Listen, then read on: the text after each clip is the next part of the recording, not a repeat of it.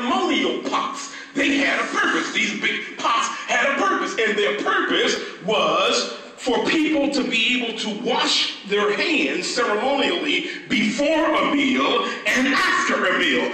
That's what their purpose was. But Jesus tells them, get those pots, all 6 of them, and fill all of those pots up. And then what he says to the waiters, and they obeyed. Somebody say they obeyed. They obeyed. They obeyed. Did it make sense for them to obey? No, it didn't, but they did that.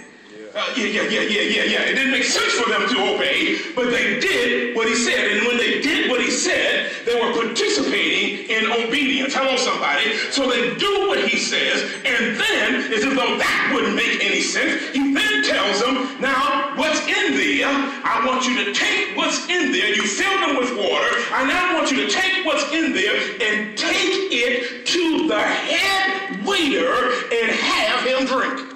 Now, that don't make a bit of sense. That don't make a bit of sense that you're going to take some water and take it to the head waiter and tell him to drink. Those pots were for people washing their hands. So in other words, mother, that was the equivalent of you having somebody at your house and serving them something to drink out of your sink. Yeah. So that's where people wash their hands at, in those pots. So it made no sense. But yet they participated in obedience by doing what Jesus told them to do. And they take it to the waiter. And of course, him not knowing what had happened, he decides to taste it. And he's amazed that this ain't water, it's actually wine. And it's good wine. It put participatory obedience on display. Papa Brian, what I'm trying to tell you is that oftentimes you will never get your blessing if you are not obedient. Amen. Hello?